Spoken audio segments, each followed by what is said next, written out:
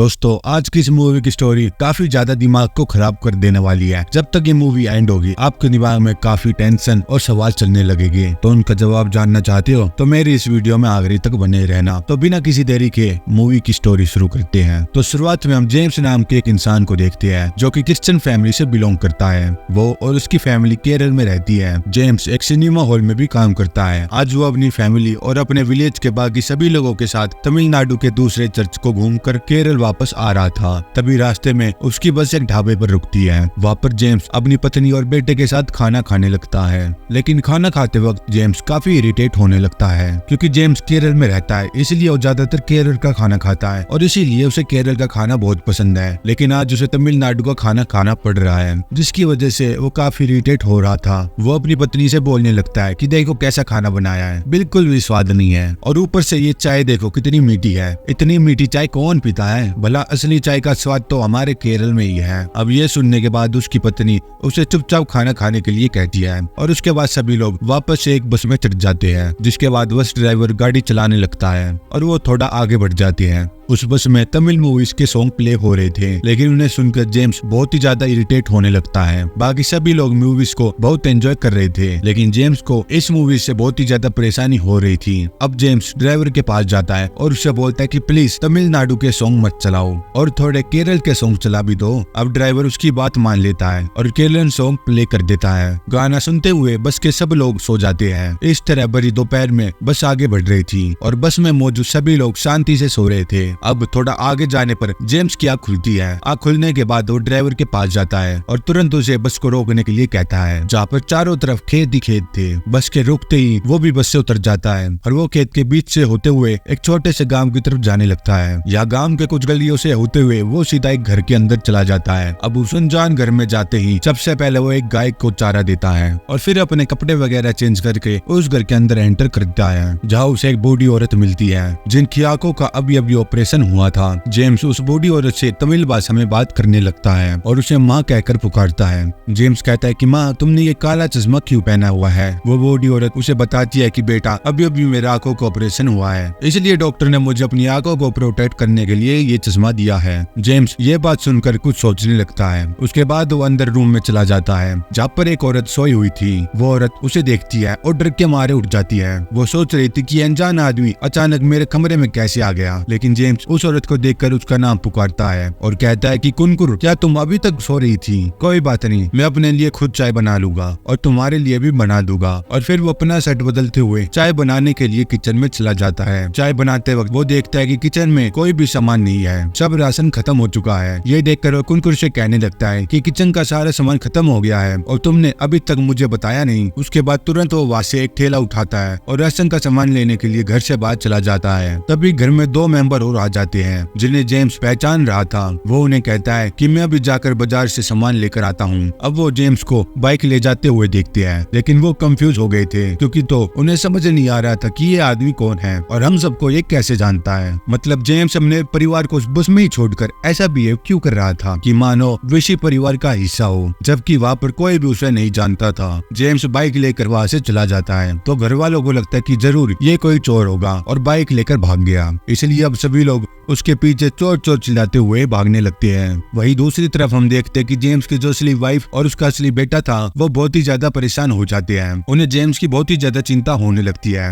वो सभी लोग जेम्स को ढूंढते हुए उस गांव के अंदर आ जाते हैं, जहाँ पर जेम्स अपनी बाइक और बेटे के सामने उसी बाइक पर बैठकर ऐसे निकल जाता है जैसे कि वो उन्हें जानता ही नहीं। और वो दोनों ये देखकर बहुत ही ज्यादा हैरान हो जाते हैं। कुछ गाँव वाले भी उस जेम्स की हरकत देख रहे थे और उन्हें भी कुछ समझ नहीं आ रहा था। जेम्स की पत्नी और वो गाँव वाले सोचने लगते हैं कि ये आदमी इस तरह अजीब बर्ताव क्यों कर रहा है। वही उस घर में कुनकुर को ऐसा फील होने लगता है कि जेम्स उसे जिस तरह से आवाज दे रहा था वैसे तो सिर्फ उसके पति बुलाते थे। उसके बाद सीन सीधा जेम्स की तरफ जाता है जो कि गांव के एक खेत के अंदर चला जाता है और वहाँ की फसल चेक करने लगता है। जिसके बाद वो वापस विलेज के अंदर आने लगता है। वहाँ पर जेम्स की बस का एक आदमी एक गाँव वाले आदमी को लेकर जेम्स को ढूंढने लग रहा था, लेकिन जेम्स उसे कहीं भी नहीं मिलता। हम देखते कि जेम्स एक मंदिर में जाता है। जेम्स एक क्रिश्चियन होने के बावजूद भी मंदिर में हाथ जोड़ रहा था और पूजा कर रहा था। फिर वो यहाँ से निकलकर एक जगह पर जाता है जहाँ पर काफी सारे आदमी बैठकर बातें कर रहे थे। अब जेम्स भी उन लोगों के साथ बातचीत करने लगता है कि मानो वो इन सभी को पहले से ही जानता हो, लेकिन ये लोग तो जेम्स को पहचान ही नहीं रहे थे। वो लोग काफी हैरान थे क्योंकि जेम्स वहाँ मौजूद सभी लोगों के नाम तक जानता था।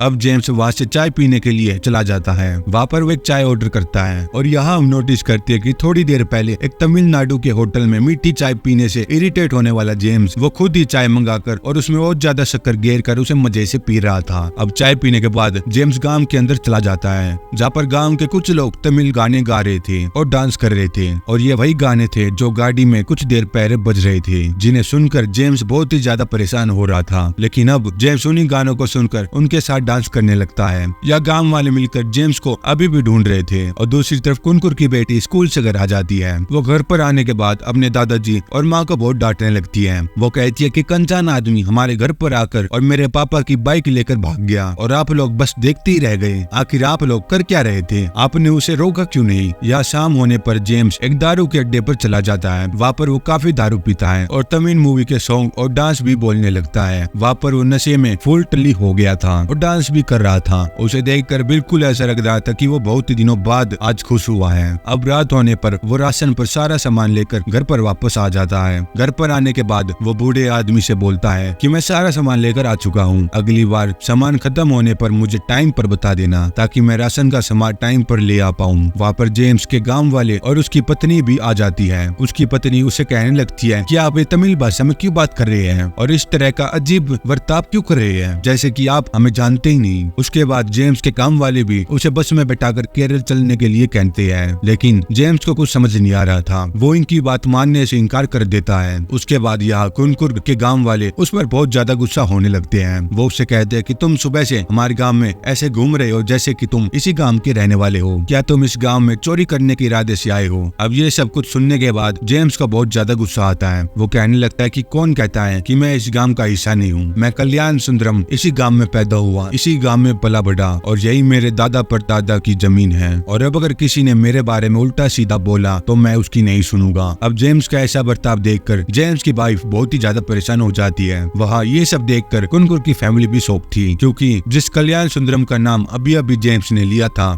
वो और कोई नहीं बल्कि कुनकुर का पति था। और यहाँ पर हमें पता चलता है कि लगभग 2 साल पहले कल्याण सुंदरम किसी काम की वजह से इस गांव से बाहर गया था, लेकिन वो वापस लौटकर नहीं आया। उसके गांव वालों ने कल्याण सुंदरम को खोजने की बहुत कोशिश की, लेकिन उसका कोई अता पता नहीं मिला। लेकिन आज अचानक जेम्स गाँव में ऐसा आता है और ऐसे बर्ताव करने लगता है जैसे की वो खुद कल्याण सुंदरम हो। वहाँ पर एक बूढ़ा आदमी जेम्स की वाइफ और उसके गांव वालों से कहता है कि मुझे ये लगता है कि आप लोग जेम्स को आज इसी गांव में रुकने दो और सुबह होने के बाद शायद ये ठीक हो जाए। जेम्स, जो कि अब खुद को कल्याण सुंदरम समझ रहा था, वो कल्याण सुंदरम की माँ की गोद में सर रखकर सो जाता है और यह सभी लोग सुबह होने का इंतजार करने लगते हैं। अगले दिन जब सुबह हो जाती है तो जेम्स सबसे पहले उठता है और सबसे पहले अपनी गाय का दूध निकालता है। फिर वो उसे बेचने के लिए निकल पड़ता है, लेकिन कोई भी उसका दूध नहीं खरीद रहा था, क्योंकि उन लोगों का कहना था कि उनके यहाँ दूध बेचने के लिए कोई आता है। अब ये सुनकर जेम्स बहुत ही ज्यादा परेशान हो जाता है और मन ही मन में सोचने लगता है कि कल तक तो ये सभी लोग मुझसे ही दूध खरीदते थे, लेकिन आज उन लोगों को ये क्या हो गया। इसके बाद जेम्स पोस्ट ऑफिस के लिए निकल पड़ता है। यहाँ गांव में जेम्स की सिचुएशन को देखकर गांव वालों को समझ आ जाता है कि अब तक ये बंदा ठीक नहीं हुआ है। ऐसे में जेम्स के गांव वाले ये सजेस्ट करने लगते हैं कि हम उसके खाने में बेहोशी की दवा मिला देते हैं, तब हम उसे उठाकर बस में बिठा देंगे और अपने साथ केरला ले जाएंगे। यहाँ पर हम देखते हैं कि जेम्स पोस्ट ऑफिस पहुंच जाता है और अपने पैसे निकालने के लिए रिसिप्ट फिल करता है। उस पोस्ट ऑफिस में बैठा हुआ अकाउंटेंट उसे कहता है कि तुम्हारे सिग्नेचर तो मैच कर रहे हैं, लेकिन तुम्हारा चेहरा तो सुंदरम से मैच नहीं कर रहा, तुम सुंदरम नहीं हो। जेम्स उन्हें कहता है, क्या बात कर रहे हो चाचा, अभी कुछ दिन पहले ही तो यहाँ पे मैं पैसे लेकर आया था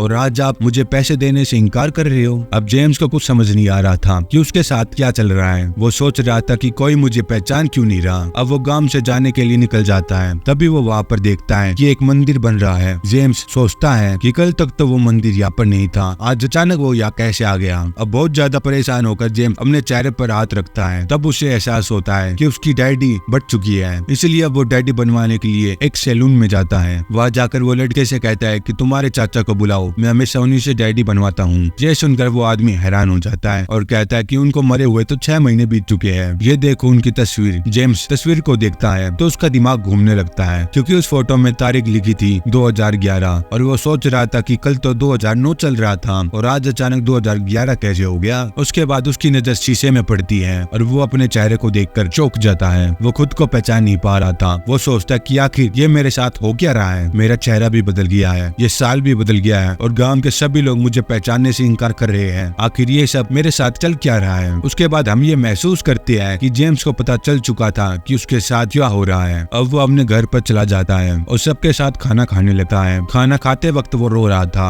और उसके बाद वो गुमसुम सा रहने लगता है, जैसे कि जेम्स को किसी चीज का एहसास हो चुका था। अब वो अपनी माँ के पास बैठा था और वो उससे कहता है कि माँ, अपनी दवाई टाइम पर लेना बहुत जरूरी है, तभी तो तुम अच्छी तरह से देख पाओगी। उसकी माँ उसे कहती है, तू सही कह रहा है बेटा, गाँव वाले कह रहे थे कि मेरा बेटा वापस आ चुका है, मुझे तो बस तुम्हारा चेहरा देखना है, बहुत दिन हो गए मैंने तुम्हें नहीं देखा। अब ये सुनकर जेम्स की आंखों में आंसू आने लगते हैं और वो अपनी माँ से कहता है कि माँ, तुम जल्दी से ठीक हो जाओ, लेकिन मुझे कभी देख नहीं पाओगी। इतना कहकर वो उस गांव से निकल जाता है और हम देखते हैं कि जेम्स के जाने के बाद भी उसकी परछाई उस घर में ही दिख रही थी, यानी कि वो सुंदरम की आत्मा थी। अब वो घर से निकलने के बाद वापस सो जाता है। दोपहर का वक्त था और कुछ देर सोने के बाद जब उसकी आँख खुलती है तो जेम्स सुंदरम को भूल चुका था और वो देखता है कि ये मैंने कैसे कपड़े पहने हुए हैं। उसके बाद जेम्स अपनी पत्नी और बेटे को अपने गले लगाता है और उन दोनों को और गांव वालों को भी समझ में आ जाता है कि जेम्स अब ठीक हो चुका है। उसके बाद जेम्स अपने परिवार और गांव वालों के साथ केरल जाने के लिए उस बस में बैठ जाता है और उनकी गाड़ी निकलनी पड़ती है और हम देखते हैं कि एक कुत्ता उनकी बस का पीछा कर रहा था। और दोस्तों, ये मूवी यहीं पर एंड हो जाती है। तो आपको अब क्या लगता है, क्या जेम्स के अंदर सच में सुंदरम की आत्मा आई थी या फिर जेम्स सिर्फ एक नाटक कर रहा था? आप अपनी राय कमेंट में बता सकते हैं। ऐसी अच्छी मूवी देखने के लिए मेरे चैनल को सब्सक्राइब करना मत भूलना और नोटिफिकेशन बेल को भी दबा देना, एक लाइक भी दबा देना।